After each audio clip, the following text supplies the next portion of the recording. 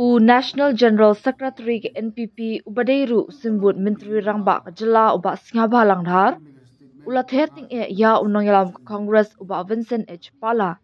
Halor kecingin no ba uday unong aiktin ke RSS BGP.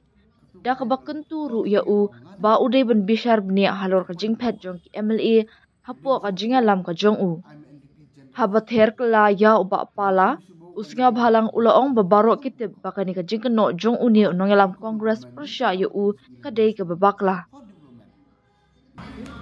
Kum gatu lega statement bo ngade u spokesperson no BHP. Bono ati ngares katu nga thara barok la tiblu ke baru. Katu kadai bagala totally wrong ngade NPP. Point number 1. Dem so toy I'm NPP General Secretary. Banong subo banyaling bat ke BHP hakan urko ha tongi kum government ni telang bat BHP la news dan matal for development ni kum ga state Meghalaya ga state barit ni don kam ke support sedang government undam ni like ni telang nak menta banyo support for development la activities kata dai ka di mud jonga MD government mudah bengi telang min long spokesperson ni ke BHP la ni long spokesperson ni kita di arrest kan, which is totally false and baseless allegation. Pi kawai ngakwa pan express ni ke so mongi kum kena yalam dong state. Kamtam bro skatu ngajuk borom yo mapala kum XFP jong.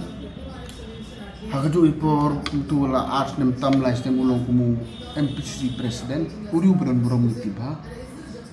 Mikum gini kitin lapla kitin kamkai ban express ban ken personally yung member makan kitin sutuna tang ban singan ngasam kani kadingi kum kino yalam we are responsible of the state ka government kumbu onglay ka company lo uday bantip ka ying juang kawan na ka business ka politik uday iwan na ka business percaya barok kitin uday construction company but business houses. Tatara kanu bung gutu ba the corruption charges katu ba don ka illegal drug activities ngam which is totally wrong. Ni so si pan so kum gini kintin no wen rong ba bodon borom. Nim expect ro ban mi kum gini immaturity statement no MPC president congress ta. Namara ka jinsi sai udah memperkat soal lade. Lado ulong presiden MPC Mari usim peti pet cakar di kongres cakar TMC. Balik lek usaha baham kita berap.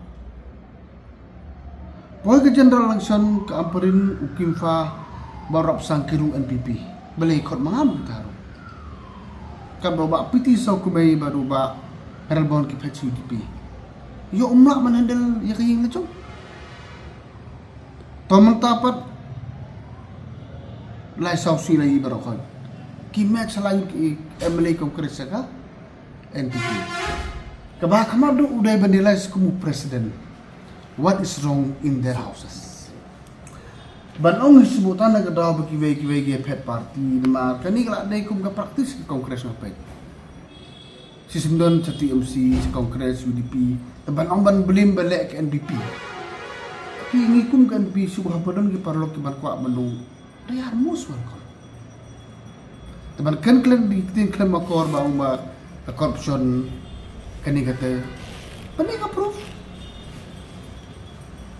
teman awal lagi company juga lagi benar benar sekarang ke CBI ni ku suka ngiting benar CBI tu ngetapos tu government jungi kabasausi balong ba kumu XMP jungi penmi dekat tin jung ka drug ban ongole bagi nok hidrok company jungi Masuk kani, we should be collectively as a responsibility leader ban fight ban eliminate ka drug positive jong. Ban charge communicate legation which is totally baseless nga sa ko bagsong tunan. Ang karpado banong personal no na mapiti nga baro sa tuwi. Ngaju bor mi mapala ko man pijungi. Ngaju itrelo ko man pijungi hapo jong kongres. Hanay banong subo ban kan gitin diginya bagsong tunan nga sa kumrong ba which is not accepted by me.